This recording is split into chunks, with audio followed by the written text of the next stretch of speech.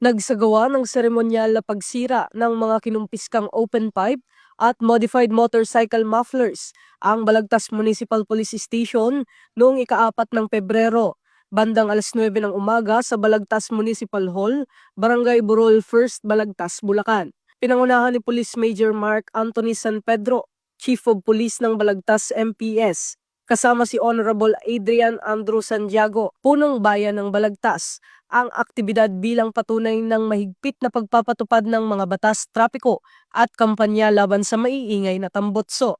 Kabuo ang 67 na open pipe at modified mufflers ang winasa. Layunin ng aktibidad na isulong ang disiplina sa kalsada, mapanatili ang kaayusan at kapayapaan ng komunidad at paigtingin ang kamalayan ng publiko sa pagbabawal ng iligal at maingay na tambutso. Ito ang bagong PNP para sa bagong Pilipinas. Serbisyong mabilis, tapat at nararamdaman.